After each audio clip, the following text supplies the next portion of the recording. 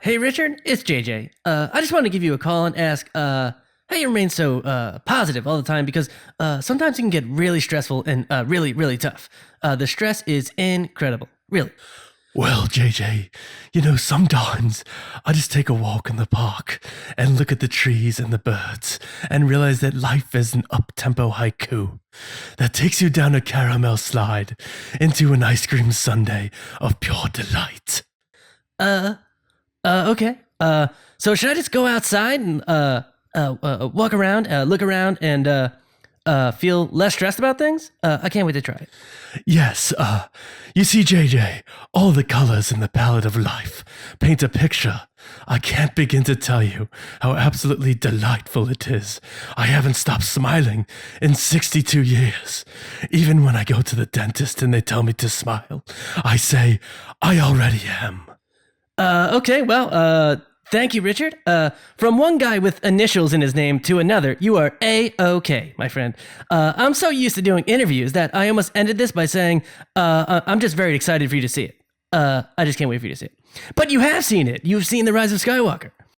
I have, JJ, and all I can say is The Rise of Skywalker was absolutely terrific, and I'm honored to have been in it. Thank you, JJ. You're wonderful.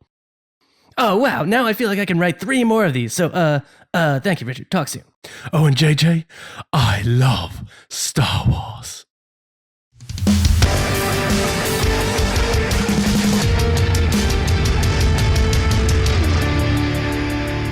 Welcome to the Resistance Broadcast, everybody. I'm John. How are you? Thanks so much for joining us today. We have a great show for you today. A lot of exciting things to talk about and reveal. And boy, how about J.J. Abrams and Richard E. Grant getting into it? A little motivational call, exclusive, that we were able to capture for you guys and provide that to you here. So you won't find that anywhere else. And it was 100% real, which is great. So we were honored to do that for you guys. Again, great show today. I'll get into what we got going on in our lives here in a minute, but first, James and Lacey are with me. It is the week of The Rise of Skywalker. The movie opens everywhere in the U.S. 3 days from now, so it's upon us. And just so you guys know, this is a non-spoiler episode. We're not going to be spoiling anything that's going to be going on, so don't worry about that. We're here just to have a good time, talk some news, and shoot it as we always do. Guys, how are you, James and Lacey? Good. Discovering lots of things like that the honey mustard they give you for the chicken tenders at Steak and Shake actually is better on the fries than it actually is on the chicken tenders. Like, so, my life's good to right now. Yeah.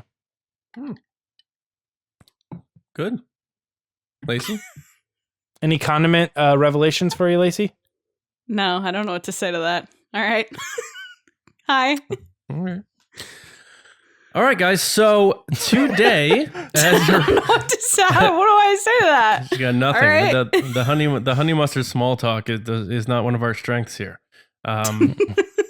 But speaking of honey mustard and nothing that's related to honey mustard, today Lacey and I are going to be in LA because we are attending the world premiere of The Rise of Skywalker. So we're going to be walking the red carpet and rubbing elbows with people that are way more important than we are and trying to do our best to act like we belong there. And that's the name of the game, folks. No, but we are really excited to attend this. Lacey, I'll get to you in just a moment, but I'm very excited to go to this. Obviously, one, because it's an honor to be able to attend it.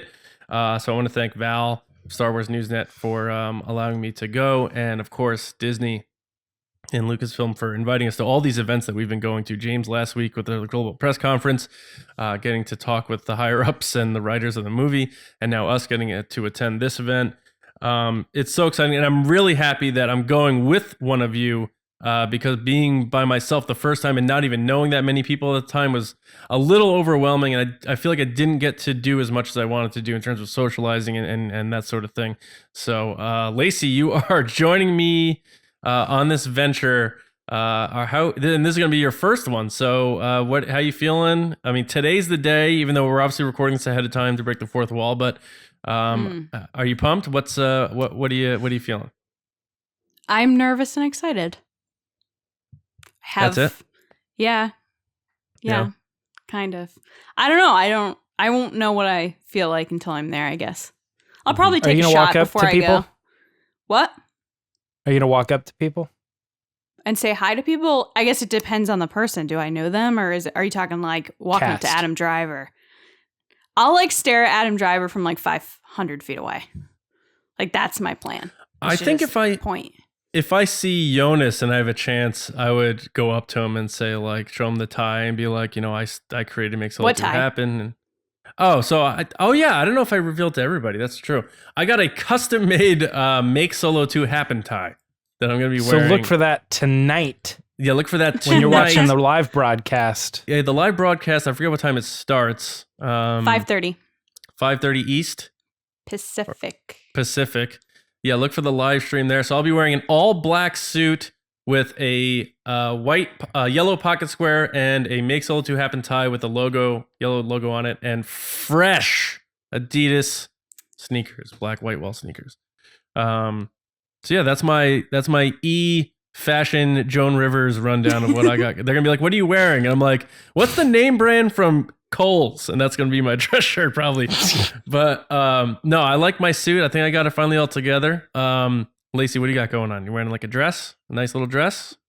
Yeah, I'm wearing a dress, which is funny because people don't usually see me dress up, so it'll be cool. Did you get your hair did? I will eventually, not right now. Currently right, yeah. Not accurate. Yeah, so it's funny when Lacey was like, "So you'll be able to find something to do by yourself, I'm sure. From 12 to 4 o'clock, I'm getting my hair done. 1 to 3. Just 1 to 3. 1 to 3. I was like, what? That's crazy. But yeah. You said, quote, "It's so weird." And I said, "It's not that weird." All right. Well, what are you going to do? I'm excited though. James, are you going to try to are you going to be able to watch and try to spot us and see if you can are you going to be doing any tweeting or anything back That's home? That's 8:30 Eastern. Yeah. On a Monday? Maybe. Yeah. I don't know. We'll have to see what's going on. Because we have to plan but Mondays. Yeah, I don't think I'm normally doing anything. I mean, I would normally probably try to watch it. It's usually cool because there's a lot of interviews and feels like even when you're not there, they try to do a job of saying "Hey, this is what's going on tonight." So right. We should take a picture of our like this, and then James can Photoshop himself in. James will wear a suit and Photoshop himself in. Yeah. No, just his Make Soule 2 happen sweatshirt. Yeah, right. That's the hot item. No one has it. No one has that. No, I'm curious, because it's funny. When I went to TLJ and I saw certain people, I was like, oh, that's interesting. Jon Favreau's here. And then I saw Donald Faison and certain people. And then, you fast forward a year or two and the projects that they're in are announced and come out. So obviously Favreau with The Mandalorian, which wasn't announced yet at the time. And then you have Resistance and those actors and stuff like that. And I saw a few other people that Gina or Carano? No. Janina Gavankar. Oh, she wound up being in Battlefront 2. So all these people were there that I knew of in the Star Wars space, but I didn't know why they were maybe there at that event. And then all of a sudden they had all these projects coming out. So Lacey, we should try to keep an eye on what type of people are there, and maybe we'll get an idea of, I wonder if they're going to be involved in a Star Wars project in the future. So that type of thing's always cool to me. And we're going to see people we know, like Clayton Sandell is going to be there, who's now one of our MVP guests. He was on the Mando fan show recently. He's filled in for us. I think is Elliot going to be there? No. Oh, he's not going to be there. Okay. But there's going to be a few people we know. So I'm excited because, like I said, last time I didn't really know that many people. So I'm more pumped this time to go. And I'm just really excited to see the movie. And I'm curious if they're going to do a purple red carpet or if it's going to be a red carpet like it was for The Last Jedi. But that'll be interesting to see. And then of blue. Blue maybe, yeah. But they always do some sort of a ship. So for The Last Jedi, it was the giant ATM-6, like the Gorilla Walkers. I wonder if they're going to bring the Falcon back for this one, or is there a new ship in this one? The Whisper. The TIE Whisper, maybe. Yeah, they could do that. Yeah. Or maybe they'll do there's the one that maybe Lando flies, or the Rey's parent ship thing that nobody can know if that's the right one or not. You know what I'm talking about? Or maybe they set up just Death Star wreckage and have water fountains. The reason I say whisper is because it's in everything. It's on posters. It's in the clip. It's It's no, we're just really excited to attend. And again, thanks so much to Val, Disney, and Lucasfilm for sending us along. And I'll have a review up on Star Wars Newsnet Wednesday morning, non-spoiler review. That's when the embargo lifts. And then James is coming out. We'll get into more of that later, but James is going to be coming out to Connecticut. We're all going to go see it together and do some stuff out here. So non-spoiler social embargo releases tonight at 10 p.m. Pacific. So if you don't want 10? any info, don't go online after 10 p.m. tonight Pacific. Right. And even though it is non-spoiler, some people may slip up and that sort of thing. Yeah. But yeah, so we're really excited and more coverage on the way. But now we are going to get into the meat of the show. Resistance Report. James Baney putting hot spicy mustard all over this thing, right? Are you Harley Quinn and I'm Joker? Calling me Puddin'? Puddin'. Yeah. I forgot what kind of mustard you were just talking about, so I tried to do that. Didn't work. Honey mustard. Honey mustard. It's the Resistance. All right, the Resistance Report this week. 4 stories. Couple things that we want to just kind of touch on because they're like newsworthy things. But the first one I think we want to kick off is just something that we personally wanted to talk about, right? So we had some fans of ours wearing Make Solo 2 Happen shirts. They took their picture in support at Galaxy's Edge in front of the Falcon, and somebody important took notice without being tagged or anything like that. John, who was the person that quote tweeted this, commented? What's going on here? The real Ron Howard. At the real Ron Howard? Yeah. Who's that? He is the director. Is that JJ's cousin? No. He's Bryce Dallas Howard's dad. Oh. And he directed Solo: A Star Wars Story. Saved it from the muck that was left behind and turned it into a wonderful movie that we all love so much that we want to see a sequel.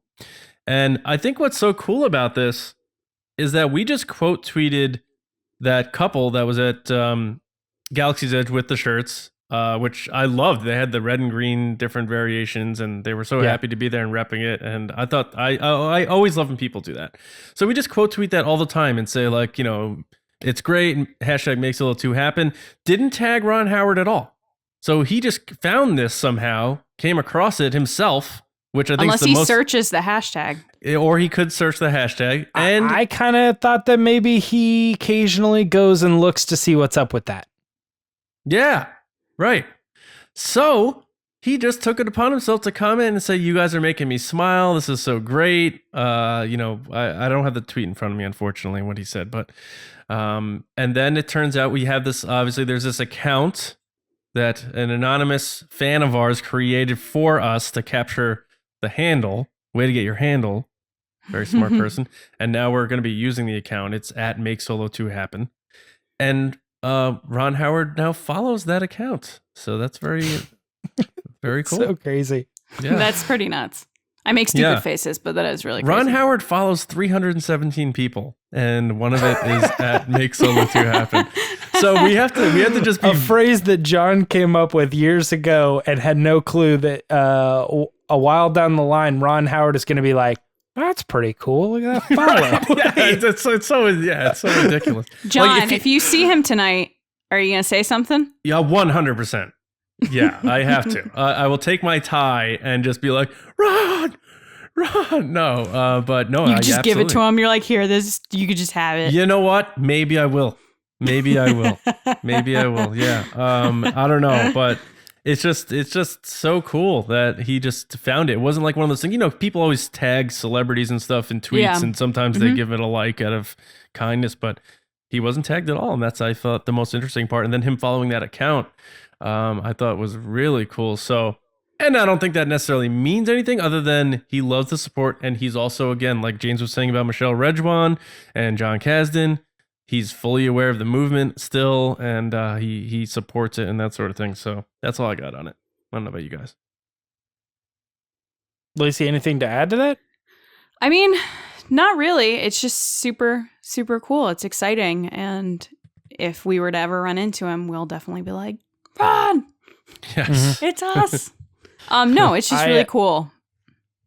Yeah, I actually had a conversation with a friend of mine that I haven't like talked to in a long time, Eric Miller. He said he was going to start paying attention to the show. But he says, I posted that I went to the global press conference on my Instagram, and I hardly ever post on there, but he doesn't follow on Twitter. So he just has no clue what I'm doing in my life. And then I posted that, and he's like, why didn't you tell me you went to this? And I was like, oh, dude, let's catch up. And I started telling him a whole bunch of stuff about the Make Solo 2 happen and all this. And he was like, one of the first things he said was, he's like, I'm so glad that you and there are people that are still positive about this franchise, because I like it. I'm really happy with it. And I feel like all I ever see is negative stuff. And I was like, dude, you just might need a new space, because all I ever see is positive stuff.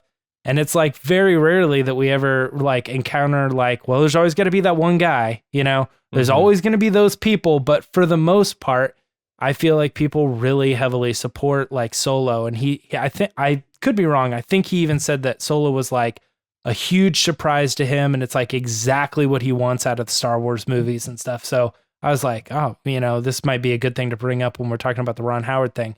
Even my friends that love Solo, the people are still unaware that it's like a thing, like Make Solo 2 happen, and that there's this huge support. So whenever you guys have the opportunity to use it, because it's working. It's working on like a very big scale, Yeah, it's without a doubt. And I know other people have been using it regularly. It's part of like the vernacular now when people talking about anytime someone talks about a sequel to Solo, that's the hashtag used. It's like a staple now. It's not just the movement itself, which is really cool.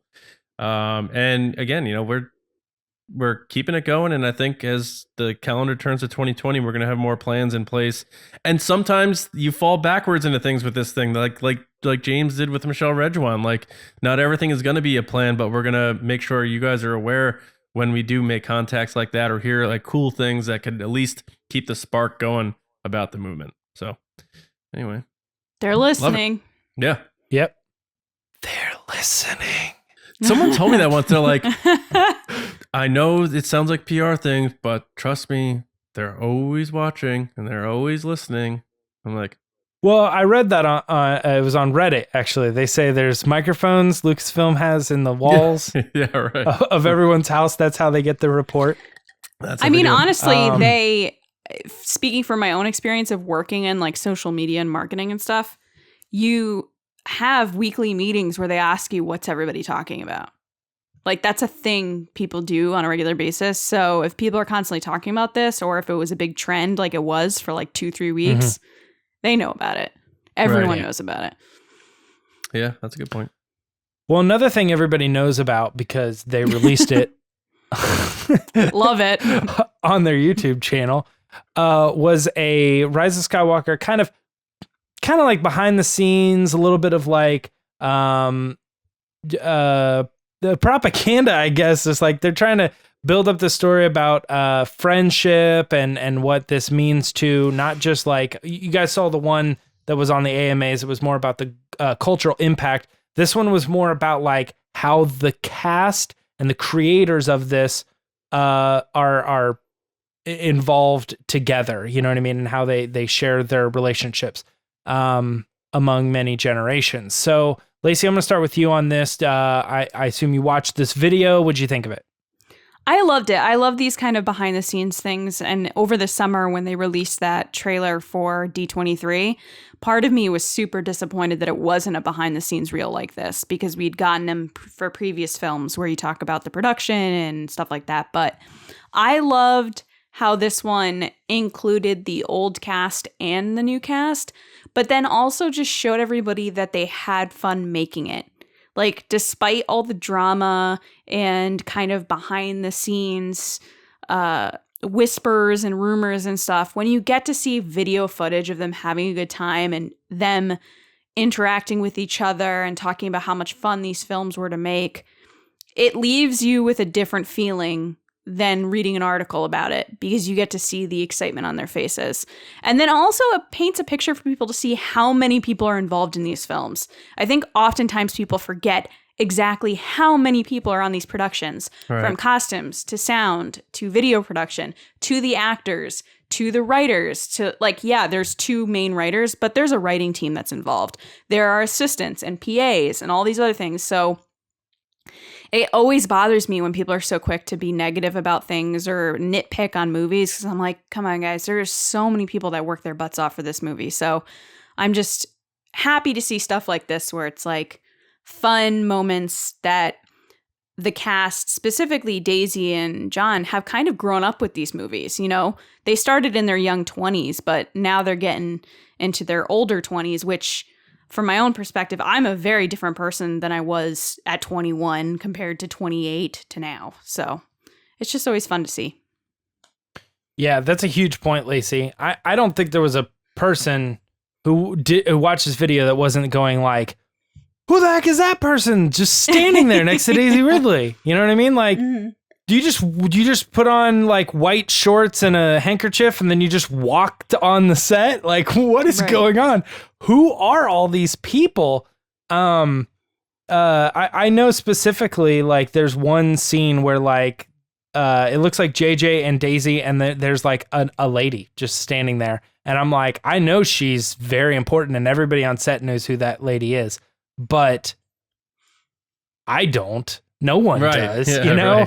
It's just one of those things. And it makes you think, like, how did you get to that point where people were just cool with you being on the Rise of Skywalker set, you know? You know, how are you not leaking everything? I don't know. I'm just kidding. But John, what were your thoughts on this video? Yeah, I mean, everything Lacey said pretty much. I like to pair things and connect dots. And when you watch this video and then you hear the interviews over the course of them making this movie and little tidbits, like they were able to improvise a little and have a little more loosey-goosey fun and during doing certain things during certain scenes instead of a rigid, like, stick to the pages thing that a lot of movies do. I feel like JJ was a little more relaxed, even though the stakes are high with this one. It felt like it was a fun production, and all of them are kind of making it sound like that really bled through onto the frames. You could see this cast having a fun adventure, and in a fun adventure in the story and in them making this. And like Boyega said, it felt like senior year of high school because, you know, it's the end right now. So we just kind of took the training wheels off and just like let loose and had fun, and whatever cliche you want to say, got let go of mom and dad's hand and just like did our thing. It's great, and it's a feel good type of clip. It's interesting if you're a behind the scenes type of person, you want to try to point people out that you may know from costume design or set people. The highlight for me as a Chewbacca guy was seeing Chewbacca like cuddling BB-8 and holding him like a little baby, like stuff like that, like Jonas with the BB-8, and I don't know, just everything about the clip made me feel good. And I feel like we really, you know, need this type of stuff to remind us why we loved this franchise in the first place. As you know, unimportant as this clip may be in the long term, it's a nice little reminder that not only, like Lacey said, how many people are involved in making these things. They put their heart and soul into these things, and we just watch, you know, a dozen of them on the screen and applaud them on the stage at the premieres and that sort of thing.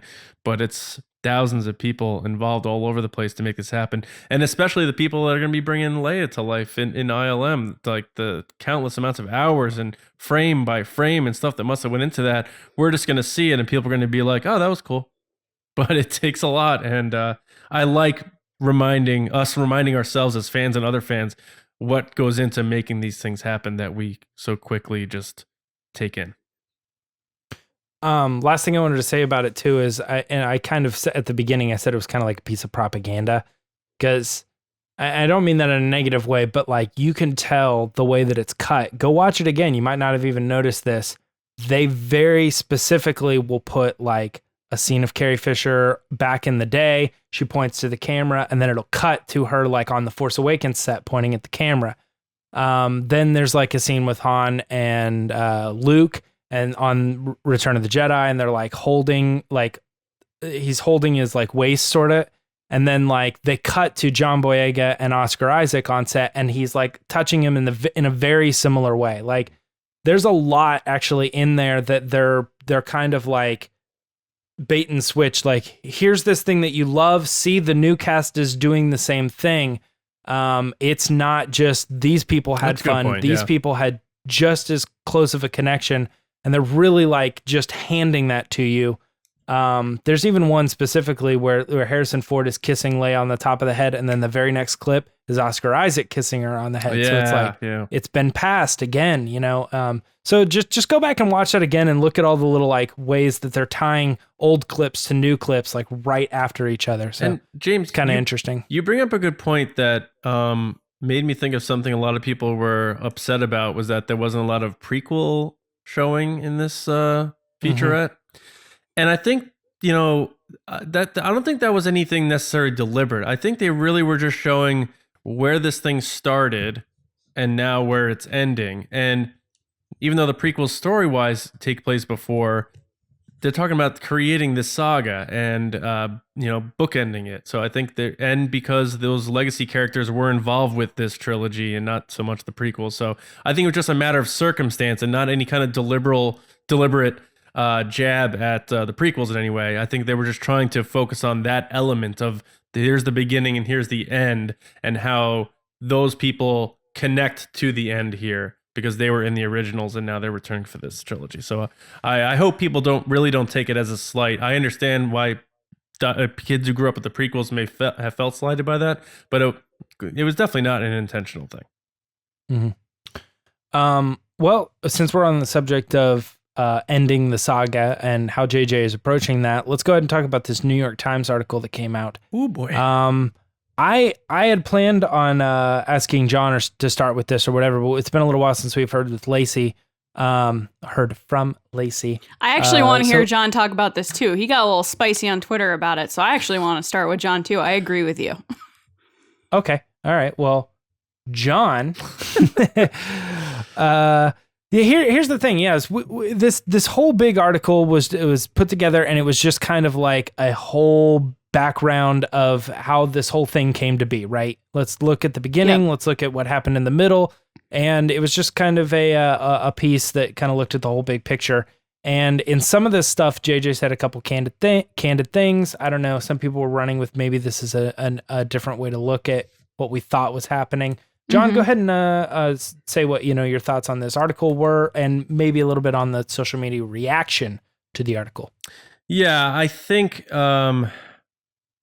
chain reaction sort of thing, and that whole telephone game really comes into play when it comes to social media reaction. But I'll go back first and talk about the article. For one, I didn't think this was any big reveal article. Expose, the Warren Commission of the Kennedy assassination, like we're uncovering the truth of. I didn't see any of that.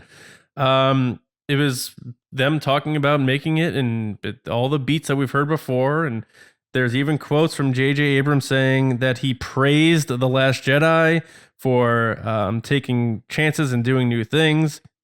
We've heard J.J. Abrams say before, Rian Johnson's risks led to him wanting to take more chances with this movie. 99.99% of the time J.J. Abrams has spoken about The Last Jedi, it's been in a positive light, and even if you want to say inspiring light, saying like him taking those risks want me to step away from the safety net and take more chances. So, people took a screenshot of JJ's quotes, one of which saying something about... I have it. Do you want me to read it? Yeah, if you can read it, yeah. So the first part of the quote was, which they left out, was Abrams praised The Last Jedi for being, quote, full of surprises and subversion and all sorts of bold choices.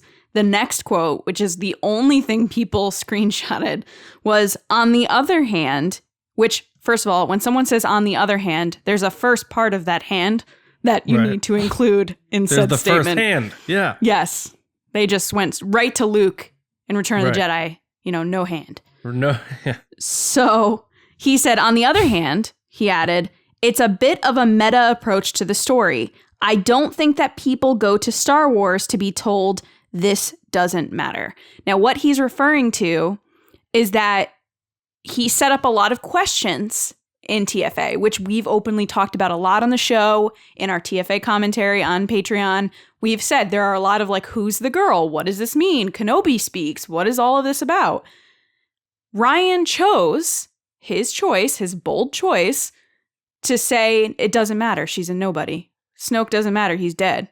That was his choice. That's what JJ's saying is like, and some people didn't like that. They went into the movie expecting for questions to be answered, and they weren't. That is literally all he's saying in the statement. After that, it says, even so, like even with saying that, he said the movie The Last Jedi laid groundwork for The Rise of Skywalker and, quote, a story that I think needed a pendulum swing in one direction in order to swing it back in another. So he's saying there was an importance in change there. He has said multiple times he didn't want to do this whole trilogy. I think he embraces the fact that someone else took it and ran with it so that he can tackle it from a new, fresh, creative perspective. If you just keep doing things on the same line, your inspiration kind of dwindles a bit. But if you hand off the ball and someone else takes it and then you join back up over here a bit later, you're like, whoa, what is this? What's this new toy to play with? What's that? Where are we doing this? Oh, okay. It allows him to fire his new creative juices. So there's, even in this article, which people are pointing as the reason why J.J. Abrams is a jerk and he should be apologizing to Rian Johnson. Throwing Ryan under the bus was said a lot. If I got $1 for every time someone... throwing under the bus thing? Have you ever been thrown under a bus? I haven't, but I bet it's not very good. First of all, JJ said in an interview, I'm pretty sure right before this, with either Rolling Stone or Variety, one of those guys, where they were, and guys is in like outlet before someone yells at me, it's not a guy. He stated that he started this story. He knew that decisions were going to be made after he left, just like what he's done with television before, where you hand off characters like he did with Lost or whatever to other people. You start it and you expect them to do something else with it. Right. He openly said, look, if I did the second one, 8, I would have made different choices than Ryan, just like he would have made different choices for episode 7 than I would have made. Which anybody would. Right. I mean, John, if you and I made a movie, your movie would be very different from my movie, and my movie would be very different from James's movie. That's just how humans operate. If James went to the grocery store and got a bunch of ingredients to make a pie, and then he put those ingredients on the table in 2 separate rooms and said, Lacey, you make a pie and John make a pie. We're making 2 different pies. What kind of pie are you making? We'll find out. No, I'm asking, what kind of pie would you make? Oh, whichever one hurts the least when James smashes it in my face. No, but, the people, then the telephone game happens here. Now, James, I want to bring you into this too, but people get a screenshot of the one quote, then everyone takes that goes viral, so that's in a bubble. And everyone just sees that as that's J.J. Abrams' gospel about The Last Jedi. Without the source, no source link. No source, nothing. And again, even this article that people point to as the reason why J.J. Abrams should be apologizing and all this stuff, 90% of what he says here is positive about The Last Jedi. So it got so out of hand, and I got so mad because you have blue check marks on Twitter who I've never even heard of, BuzzFeed writers, I don't even know that was still a website, to be honest with you, saying J.J. Abrams should be apologizing to Rian Johnson. J.J. Abrams sucks. J.J. Abrams doesn't get it. The Last Jedi was 10 times better than anything J.J. Abrams could ever do. Just like all this awful vitriol. And it made me think, like, are we now entering a point where you had the people who hate The Last Jedi, and they were like the villain of fandom or the bad people in fandom. But now you have the people who love The Last Jedi, who love it so much that they want to hate anything that may even criticize The Last Jedi. So it's like that adage again in like the Dark Knight, like you either die a hero or live long enough to see yourself become the villain. And ironically enough, if you are going to start bashing JJ's new story in The Rise of Skywalker or JJ Abrams himself, you're doing exactly what you defended against. back when The Last Jedi came out. So I think people need to turn that onto themselves and realize that it's hypocrisy in a sense. And I think I got so angry and wanted to tweet about it because I don't like getting into it. I like keeping it positive and stuff as much as I can. I just can't deal with another like year or two of fan divisiveness over a Star Wars movie. And in this case, it would be just because of an agenda, because you want to defend Rian Johnson without any critique whatsoever. It's just, there's no rational, responsible reason to behave that way. And I hope I'm wrong. I hope it just doesn't create another new thing that we all have to deal with for the next year or two, because I don't know if we're going to make it out. And I think that's one of the blessings for this saga ending, is that we can all start fresh and not have all these vested interests in what we think should be happening or what's happening. Well said. Good job bringing me back in. James, so yeah. James, what do you think? Because I know that I saw John's tweets. You didn't really go on a spicy tweet thread. So what do you think about all this? Cilantro. I mean, I didn't really see a whole lot of bashing JJ on this. It was trending. Ryan and Last Jedi was trending all day that day with like 16,000 tweets, and they were all saying that. 35,000 by the time we record. Oh, sorry. 35,000. Yeah, I don't know. I mean, maybe I just like totally missed it or something. I think like I saw, John, you've said this before too. I felt like I saw more people, including yourself, like rolling your eyes and complaining about the complainers than I saw actually people complaining. That's how it felt to me. I guess away from that, what do you think of the quotes then? Away from the social stuff, what do you think of the quotes from JJ?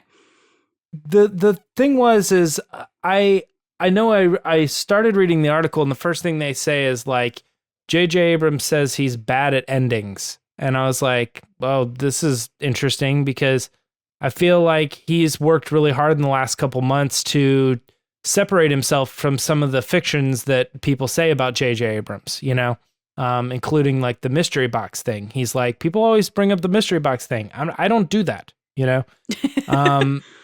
And he's just trying to clarify some of this stuff. But one of the things that people always say about J.J. Abrams is that he's bad at endings. And here he is in this article saying that he's bad at endings. That's the headline that the author, the writer of the article, chose to go with. In a weird way, just what we were saying before, then the follow-up to that is he doesn't think he's good at anything. So I think what you can kind of take away from that is JJ isn't really saying, I actually look at my whole career, and yes, I agree with all the fans, I'm bad at endings. I think he's saying he's just being self-deprecating. Right. You know, he's saying, I mean, it's not genius here to know it's really easy to start a story for anybody. You know, Bob goes to the market. All right, the story's set. Somebody else want to take it over from here, right? Yeah. And then to say, all right, well, what happens after he gets out of the market? It's like, well, shoot, somehow I gotta make it interesting. You know, it's hard to start a story, or it's easy to start a story. It's harder to make it an interesting, captivating story, especially when it comes to closing it.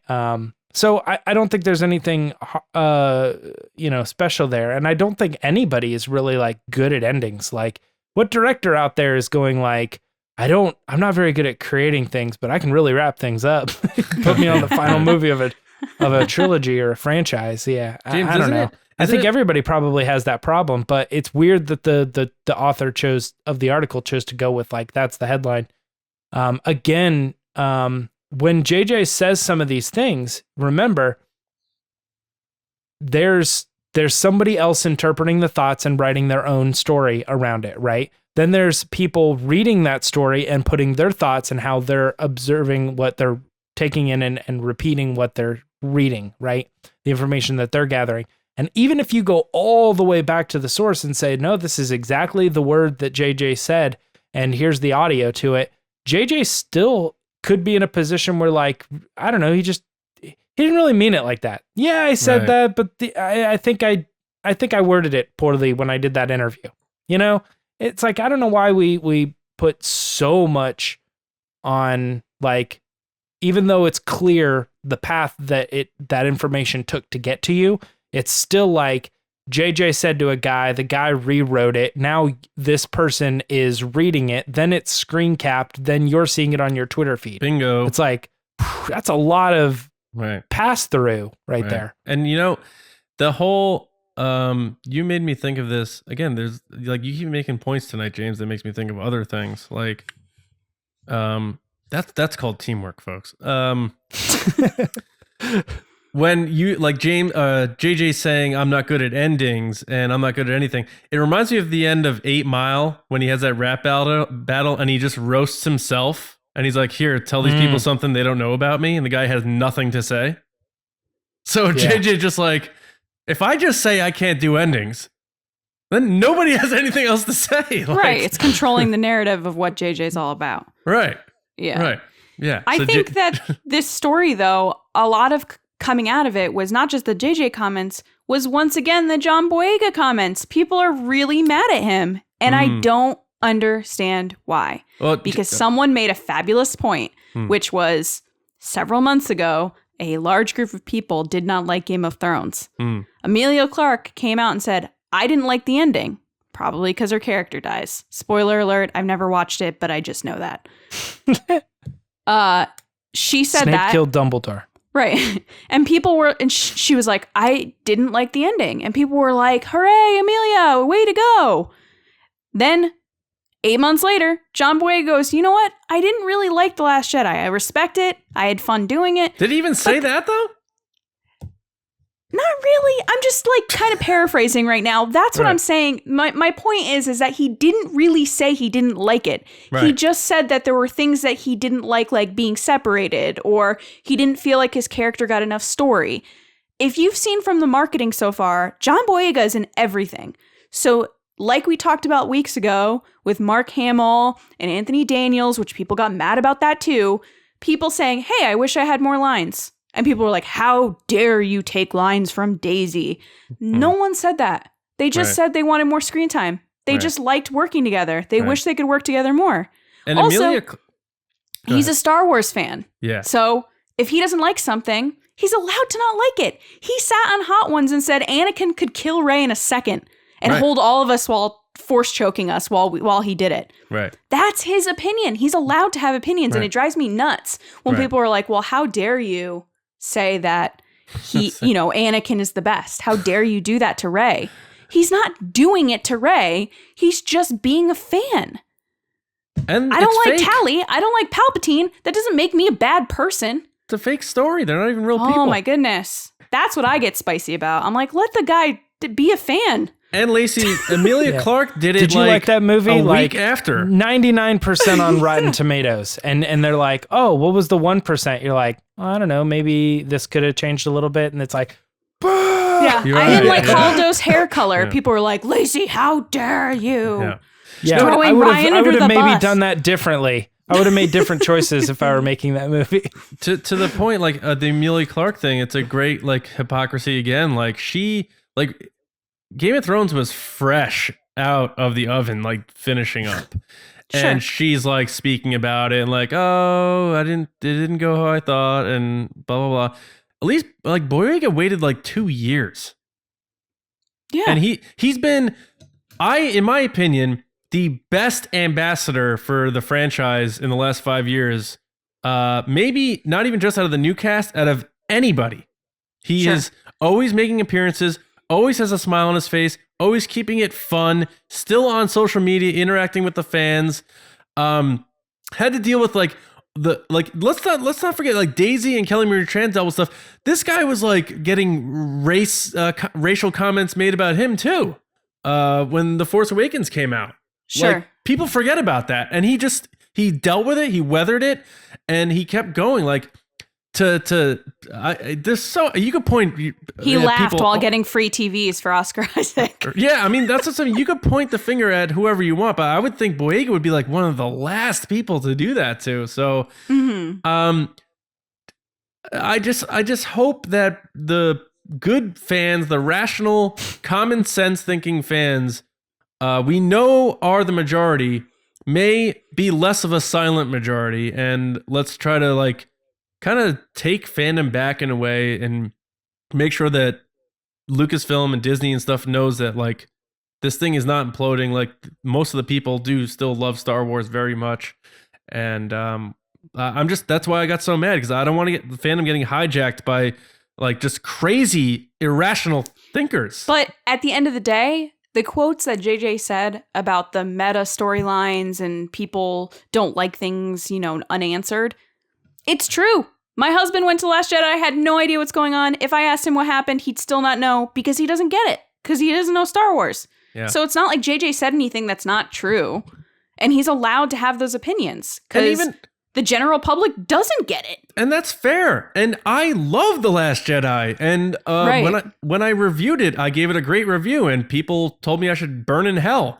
But I'm at the point. You did say unfamiliar at times.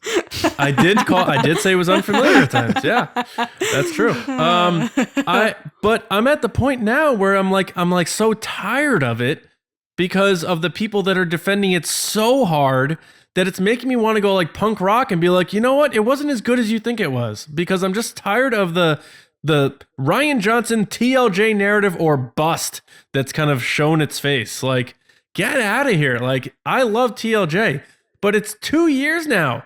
We have a new Star Wars movie coming out in like, I'm watching it in like 2 hours.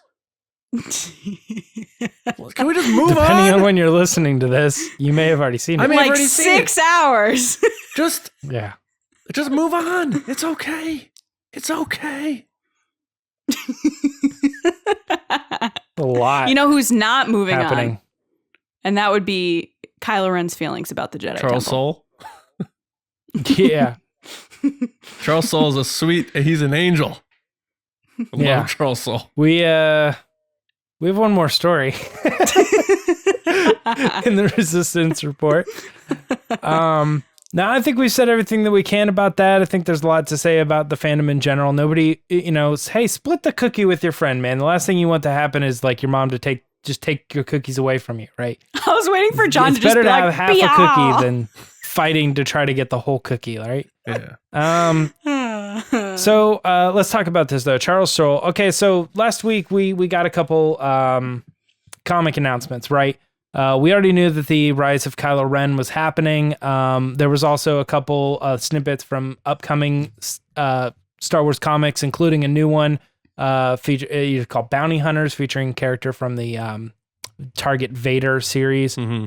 But the big thing here, I think, is that they actually started to show us a little bit of what's going to be inside this new Kylo Ren thing. And as soon as it's connected somehow to like the mainline story and we can get details on stuff, people go nuts. So there's 100 comics out there, and this is the one we want to talk about, right?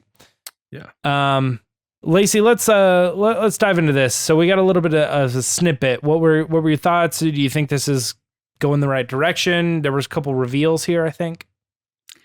Yeah, Kylo Ren is at the Jedi Temple. I don't think a lot happens, but you get to see more of like where his head's at after Luke is like wakes him up from sleep, which is kind of crazy. And then you realize that he didn't kill everybody, because people come back and they're like, what's going on? But yeah, he tells them that Luke tries to kill them, and they're just like, there's no way. And it just makes me kind of sad. So I'm interested to see where the story's going. I literally took the exact opposite of that. Oh, really? Yeah. That's funny. I want to hear it. Go ahead. This kid sucks, man. Like, this kid is like, okay, that whole thing happened, and maybe there's some truth to like, look, if you're in a situation, you wake up and like your uncle's like got a gun over your bed. Okay, it's a weird situation, right?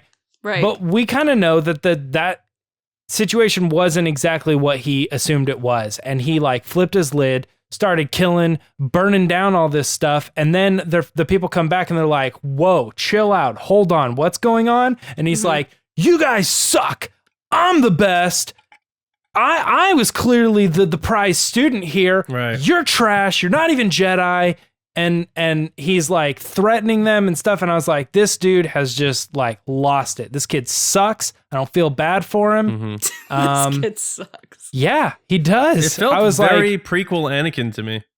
Yes. Yeah. And that's the thing is like, I think that one of the reasons people don't like that movie is it felt like the switch happened too quick. And then all of a sudden he's like whining. He's like, hey, I know we've spent like, my entire life getting to know each other, but I'm with the Emperor. You with me? No? Okay, you suck. You're dying. I'm going to kill you, Obi-Wan Kenobi. The worst person ever. Oh, my wife? Yeah, she's dead. Don't even worry about her. So it's kind of one of those things. So John is split the tie here. The sound effects and everything. James Baney's doing the whole audiobook here. You're dead. You're dead. Mark Thompson, watch your back. Right. Chandrilla now. Yeah. No, I feel I'm more with James on that because I still feel like Ben had his point of view on how that situation happened and Luke had his. And we're not really sure what the definitive, occurrence was. I want to lean on maybe Luke's point of view there, and he did admit fault. But Ben obviously has his point of view, and that's fine. But then, like you said, he's like, he's dead. Like Skywalker's dead. He's gone. And those three I killed him. Yeah, I killed him. He's gone. You three aren't Jedi, and you didn't know what was going on here the whole time. I've always been the one. Like, so. But isn't it possible that you're that hurt that your reaction is to have a very like outward, like you all suck? But I'm just playing devil's advocate here. But his narrative is that this was the deal the whole time. And he tried his best to take his entitlement away. I'm not the coach's son, that whole thing. I'm just one of the team, one of the kids on the team. And then he's like, he had enough and he raged out. And he's like, this is how I've always thought. I'm the guy. Like, I'm the one. Like, So, but Luke did try to kill him though. Okay. Hear me out right here. Didn't. Right. If I was sleeping and John walked into the room and John attempted to kill me, but in turn I flipped it on him and killed John, and I walk out of the room and Lacey, you go, what just happened in there? How would you expect me to react to that? Would you want me to say, you suck too, Lacey? I think you were in on it I'm going to kill you too. But that's not what happens, or would you want to be though. Like, I don't know what just happened. Hold on. What happens though is that he says he tried to kill me and the guy goes, Luke would never do that. Like there is a defense there. And then there's the other person that's like, wait, hold on guys, what's going on? Like let's everybody calm down. And then that's when, I almost said Anakin.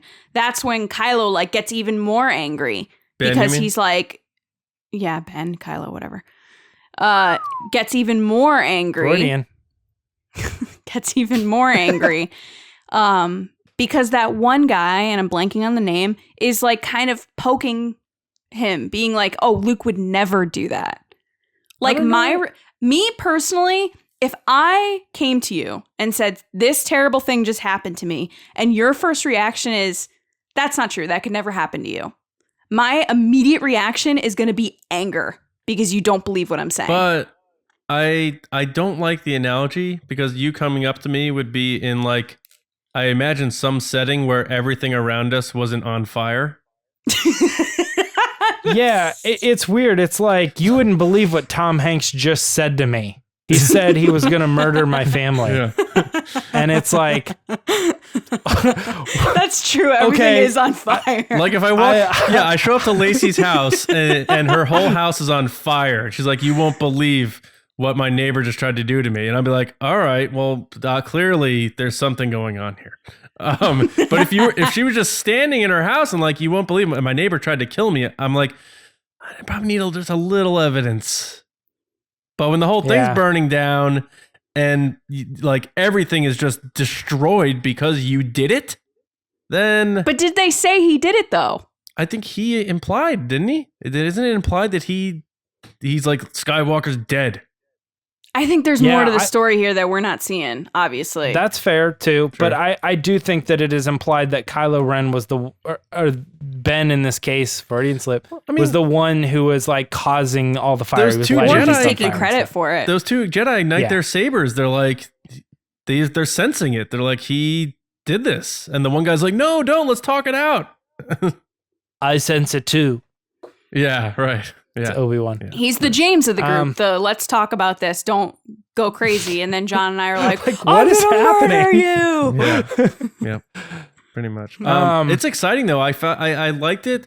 I felt like it was a little whiny Anakin-y, but that's okay. Maybe that's what they were going for. It's poetry. It rhymes. I get it. But yeah, I was interested in the reveal, James. So I may actually pick this one up. All right. Plus, I think this is our first look at like the actual students too, which is kind of cool.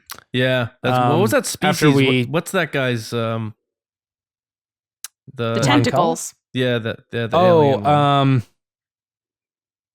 No, it's not Mancala, but it's from the same planet. Wasn't Plo Koon that, or am I mixing up species? Yeah, it's definitely not Mancala. I don't know. Someone's mad right now, but yeah, he was Squid Face, was he not? Someone's mad. Well, I love how we always say that. Someone somewhere is mad right now. Because I've been that person that's like yelling at my radio, and I'm like, it was Walk the Line. Right. You know what I mean? Like, it was Tom Hanks. I did say that Ben Solo looks weird in his Jedi fatigues. Like he looks like he shopped at Steve Harvey's suit store. It's very baggy. It's very loosey-goosey. It looked like my initial suit to go to the premiere. I had to get my stuff tightened up a little bit.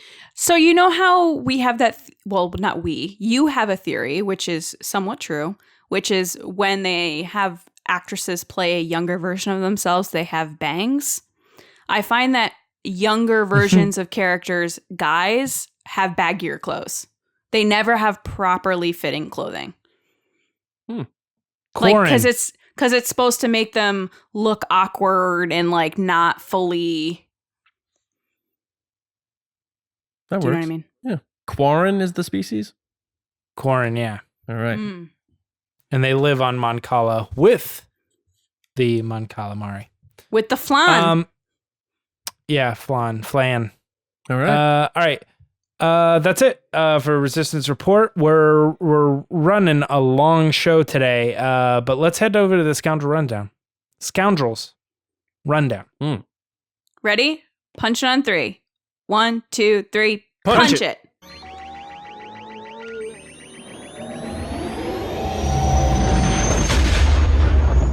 Well done. Guys, we talked about it at the top of the show, and consistent with my brand, I was super awkward about it, which I'm about to get awkward right now again. Don't do it. Don't get awkward. Just do it. It's your last chance. I was just about to until you cut me off. Now you're making me feel self-conscious. Guys, we're going to be at the world premiere of The Rise of Skywalker tonight in LA. John and I will be. So you can follow along at Star Wars Newsnet, or our personal accounts, or at RBATSWNN. And, or StarWars.com, who will be live streaming it.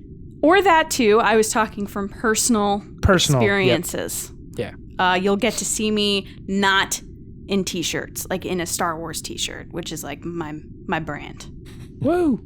But anyway, besides that, if you haven't yet, make sure to catch up on the Mando Fan Show, our show where we talk about everything Mandalorian. On Wednesday of this week, because we don't like sleep, we're going to be talking with John Roca from Collider. We're going to talk about Chapter 7. And don't forget to keep collecting the Mando codes, which you could ultimately win a Boba Fett Black Series helmet, which is an unreal prize. Very, very cool. He may be in the show. He may be. Yeah, it's true. We've given out a couple numbers so far, 4 to be exact, and 2 more are on the way with instructions of what to do next. And then last but not least, James is coming to Connecticut. Woo! Because this week isn't crazy enough for us. James is making his way to chilly, wintry Connecticut. Bring your big jacket, because it is cold. And we're going to see the Rise of Skywalker together several times. And James is going to pie us in the face. Oh. And hopefully not hard. And then we're going to do other fun stuff too. Yeah. And it's going to be great. Yes. And I can't wait. It's going to be excited. Yeah. You're going to get to go to the world famous AMC theaters in Danbury, Connecticut. Rockin'. World famous. Do you guys have the luxury loungers? There are recliners, only in several of the theaters because they only refurbish one at a time. Right. The first viewing, we will have recliners, if that makes you feel I like better. the way you phrase that. Only in several of the theaters. Several. No, I mean, it's right, but you Just say only implies less than half. And then you say several, and it implies more than half. Who's buying my popcorn? But only a lot of them. All right. Well, we can't wait. It's going to be a crazy week for us. And then we continue on to other cool things on the way. Anything to add? Nope. Good rundown. Well, awesome. Now we're going to go to John with your questions. So, Chewie, get us out of here. You didn't do the Mighty Mug. I was waiting. That's why I paused. Oh, well, I don't always do it because James puts actual Chewie up sometimes, but there he is. Oh, he's angry. Every time? Chewie must have been on Twitter today. He's angry. Look. All right, guys. And leave in the comments on YouTube who should buy me my popcorn, James or Lacey. Extra butter. Okay. Speaking of butter, we have a first question on Ask the Resistance. I've been wondering, what are midichlorians? Wait, what does it have to do with butter? You'll see. Yeah, you'll see. Okay. And this one is going to Lacey, and this is from Shannon Smith at Scuttlebutter SS. Oh. Hi, Shannon. I had a good segue going, and then there you go. Shannon asked you, do you think Leia could appear in the Kenobi series in a hologram with Bail Organa if Bail is in the show at some point? Yes, I think she could because I think they're planning to show a little Luke, so they would have to show a little Leia at some point. And it could be just a little kid, the back of their head with some buns, and you could be like, oh my God, that's Leia, just like a couple seconds. Or it could be Bail checking in with him to let him know how things are going, to get a report from him about Luke, because you have to assume that they communicated over several years leading into A New Hope of how the two twins are doing. So my answer is yes. I like that answer. I almost... You're so welcome, John. It was just for you. Well, it was for Shannon, really, right? I'm just joking. Yeah. Thank you, Shannon. We appreciate the question. Next up, this one's going to you, James. This is from Chris J. How are you, Chris? At Usual Gubbins. And Chris asked, do you think all we have seen in the trailers will appear in The Rise of Skywalker? Or do you think JJ will go Rogue One and most of it doesn't appear in the film? Now, we are obviously right here. The movie's coming out. So this is, here it is. It's on, drawing the line right here. Well, JJ has already shown his hand a little bit by showing us clips from like a pre-production in like a trailer, and then later he like updates those shots so they look dramatically different.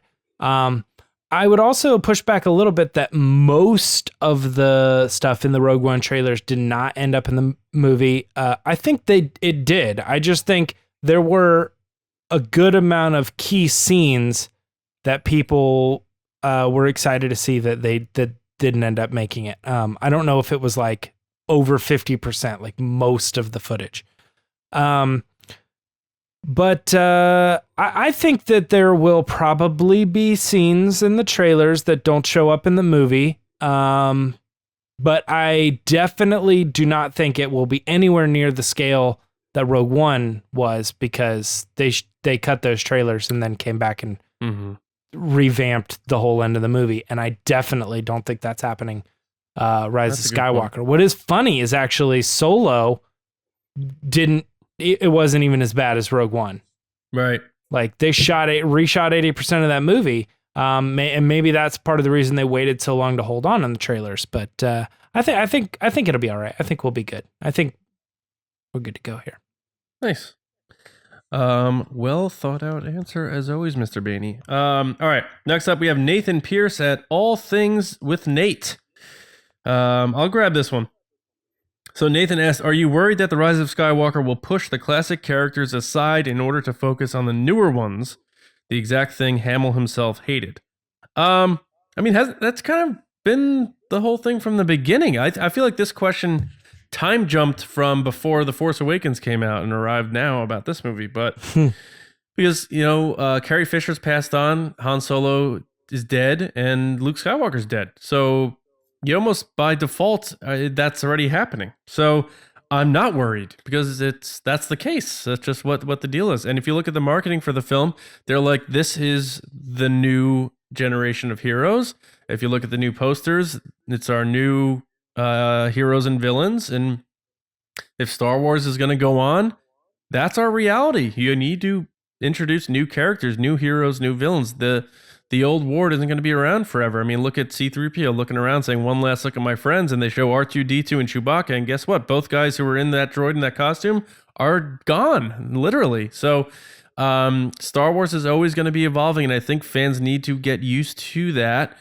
And maybe even so, some of the actors need to kind of get used to that sort of thing. You got to pass the baton at some point. Not everyone is around and the hero forever. So, and I think the big part of this story is the new generation taking on the burden of the past and trying to finish this fight the right way. So, no, to answer your question, Nathan, I'm not worried. I hope I gave you a satisfactory answer. But hey, John, to me, it seems inevitable. Can I jump in real quick? Sure. Because I always think about this when this question gets brought up, is like, if they did make 1, 2, and 3 before they made 4, 5, and 6, how would people react to them bringing in these new kids, Harrison Ford, Mark Hamill, Carrie Fisher, when like that we don't care about those characters? And look how they treated Obi-Wan Kenobi. You know what I mean? They killed him off in the first movie. And you know what I mean? It's just like, yeah, right. Like, he's a beloved character that was in all 3 movies. He's like the hero of that story, and they kill him off in the first movie. And it's like, it's the way it goes. You know what I mean? I think people would just have a different reaction if it was handled that way. Right. And when you look at it this way, it's like, look at Obi-Wan Kenobi's death in The Last Jedi, like how they treated him in Force Awakens and then brought him into the next movie, and he had this like epic thing. Like, it's way better than just the simple like whoosh, straight through and he disappears. All right. Now, I think we're going to wrap it up there, but we did have a comment that I'll bring up quick from our old friend Pat Covey. He said, don't fill up on too much pie, Lacey and John. So Pat is very excited to see us get hit in the face with pie. So how about that? And we're all excited because it's been a long time coming, and I can't wait for it to be over with, to be honest with you. And speaking of over with, we're towards the end of the episode here, guys. So I first want to thank all of you out there who watch and listen to TRB. We appreciate it very much. Keep spreading the word, because you telling people, especially around the holidays, hell, you're into Star Wars, check out this podcast. They do 2 episodes a week. They're on YouTube or Apple Podcasts, SoundCloud, Spotify, wherever, and subscribe and join the fun, because we somehow have been able to keep a positive and fun atmosphere, and we're going to keep doing that through 2020 and beyond. If you are not sick of us, you can get a lot more content from us and exclusive stuff as well on patreon.com/resistance broadcast. Even just bringing up one thing I think of, tier 3 and up, you get access to our Discord server where we have 15 channels, including spoiler and non-spoiler rooms, book chats, all these different types of chats, and you get monthly mailings that Lacey puts together and sends out to you with our exclusive stickers and stuff. A lot of them have inside jokes from the podcast, like Hans and that sort of thing, so we have a good time with there. Just to give you an example of what one of the tiers does. But again, go to patreon.com/resistance broadcast. Entry to the page, to the base, starts at $2 a month, so check it out and join the fun. We appreciate that, and we appreciate our generals. I do have to say a special thank you to them. That is Carmelo, Brian Shalito, Andrew Staley, Neil Lowry, Jeremy Myers, Neil Shaw, David Probus, John Reese, who's coming up on the pod race on Thursday. Looking forward to that, buddy. JG Carr, Seth Kime, Micah Harrison, and Val Trichkoff. Thank you, General, so much for your support. Couldn't do it without you. Wouldn't be here without you. And wouldn't be able to do the Mando fan show and all the other stuff we have planned for 2020. Trust me, it's going to be a good year. So thank you very much. Guys, you see Lacey's wearing a Makes a Little Too Happen shirt. You can get that at tpublic.com/user/resistance broadcast. They're flying off the digital shelves. Pick them up. And that's the only place to really get them. You guys can find me on Twitter at Johnny Hoey and editing and writing over at StarWarsNewsNet.com. James, how about you, buddy? You can find me on Twitter and Instagram at Myra Trunks and the recent Global Press Conference video. So if you want to go back and check that out if you haven't. Yes, you did a great job with that. Awesome video. Really I felt like you brought me into the experience of being there. So great job, man, as always. Lacey? People can find me on Twitter and Instagram at Lacey Gilleran, where tonight I will be at the premiere. Yeah, and live stream to 10 million viewers. Right, yeah. And yeah, we just want to say one more special thank you to Val Trichkoff, the selfless and gracious owner of StarWarsNewsNet.com, for selecting us to represent the site and the podcast. So thank you very much, Val, once again. And also Disney and Lucasfilm for extending the invitation to us. We're very excited and we look forward to everything that's going to happen tonight and beyond. So thank you so much. And thank all of you. We will be back on Thursday on opening day for the Rise of Skywalker, where don't worry, we're going to actually do sort of if you ever watch the Super Bowl, like a pregame show to buy the time before you're showing. Where we're going to talk about our favorite moments going to theaters to see Star Wars. We're going to get to your tweets, your favorite experiences, and just have a good time. Nothing really too serious, just kind of like a little pep rally for the Rise of Skywalker. So enjoy your weeks, and we'll see you on Thursday morning on the Rise of Skywalker Day right here on the Resistance broadcast. We'll see you around, kids.